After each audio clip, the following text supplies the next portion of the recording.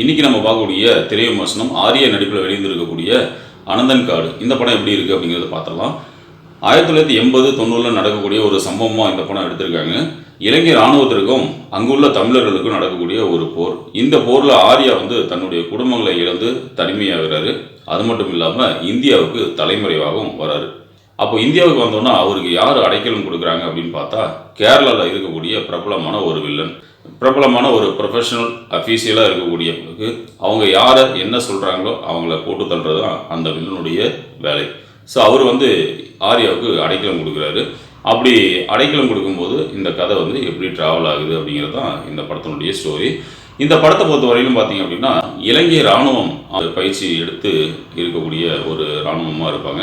அதே மாதிரி அங்குள்ள தமிழர்களும் ஈழத்தமிழர்களாக தான் இருக்காங்க. ஆனால் அங்கே உள்ள போர் எப்படி இருக்கணும் அப்படிங்கிறது அந்த விஷுவல் காமிக்கும் போது பார்க்குறவங்களுக்கு ஆடியன்ஸுக்கு அது ஒரு பிரமிப்பாக இருக்கணும் அப்படிங்கிற வகையில் இருக்கணும். ஆனால் அந்தளவுக்கு அந்த போர் காட்சிகள் அந்த படத்தில் இடம்பெறலை அப்படிங்கிறது தான் முக்கியமான ஒரு விஷயம். அதுக்கப்புறம் பார்த்தீங்கன்னா, அந்த போர் காட்சிகள் பார்த்த உடனே அந்த கதை எப்படி ட்ராவல் ஆகும், இந்த கதை எப்படி இருக்கும், இந்த கதையோட ஸ்க்ரீன் பிளே எப்படி இருக்கும் அப்படிங்கிறது யூகிக்க முடியுது. அது மட்டும் இல்லாமல் அதுக்கப்புறம் பார்த்தீங்கன்னா, ஆர்யா இந்தியாவுக்கு தலைமறைவாகி வரும்போது அங்கே உள்ள வில்லன், கேரளாவில் இருக்கக்கூடிய வில்லன், அவரு கூட சேர்ந்துட்டு அவருடைய வேலைகளை பார்க்கும்போது கேரளாவில் இருக்கக்கூடிய வில்லன் என்ன பண்ணுறாரு அப்படின்னா, அங்கே இருக்கக்கூடிய சிஎம், ஐபிஎஸ் இவங்க எல்லாத்துக்கும் உடந்தையாக இருக்காங்க. அவங்க 2 பேரும் என்ன வேலைகள் கொடுக்குறாங்க, எந்த மாதிரி ஒரு வேலைகள்லாம் கொடுக்குறாங்களோ அதையெல்லாம் செஞ்சு யாரை கை காமிக்கிறாங்களோ, யாரை போட்டு தள்ளணும் அப்படிங்கிற மாதிரி இந்த விஷயங்கள்லாம் அவங்களுக்கு செஞ்சு கொடுத்துட்டு வில்லன் அது ஒரு கதையில் ட்ராவல் ஆகிறாரு.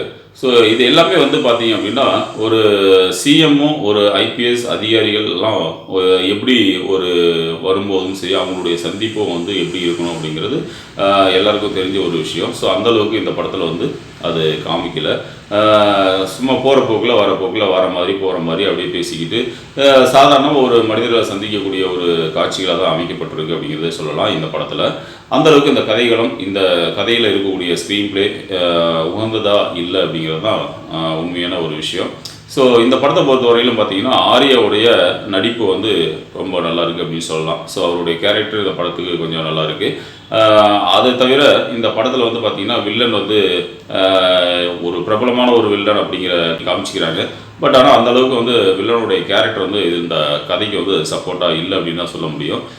அதே மாதிரி ஐபிஎஸ், சிஎம் இவங்கெல்லாம் சந்திக்கக்கூடிய விஷயங்கள், அவங்க எப்படி வரணும், எப்படி ஒருத்தருக்கு ஒருத்தர் பாதுகாப்பு எப்படி இருக்கணும் அப்படிங்கிறது ஒரு விஷயம் இருக்குது. அந்த மாதிரி ஒரு விஷயங்கள்லாம் இந்த படத்தில் ஒரு சிஎம் வராரா அவருக்கு பாதுகாப்பு, ஒரு ஐபிஎஸ்னா அவங்களுக்கு ஒரு பாதுகாப்பு, இதெல்லாம் எப்படி ஒரு காட்சிகள் படுத்தணும் அப்படிங்கிறது இந்த படத்தில் மிகைப்படுத்தி காமிக்கல அப்படிங்கிறது தான் ஒரு முக்கியமான ஒரு விஷயம். ஸோ இந்த படத்தை பொறுத்த வரையிலும் பார்த்தீங்க அப்படின்னா, இந்த படத்தை பொறுத்த வரையிலும் நீங்கள் ஒரு டைம் வாட்ச் பண்ண வேண்டிய ஒரு படமாக தான் நான் சொல்லுவேன். அது உங்களுக்கு பிடிச்சிருந்தா நீங்கள் போய் பார்க்கலாம்.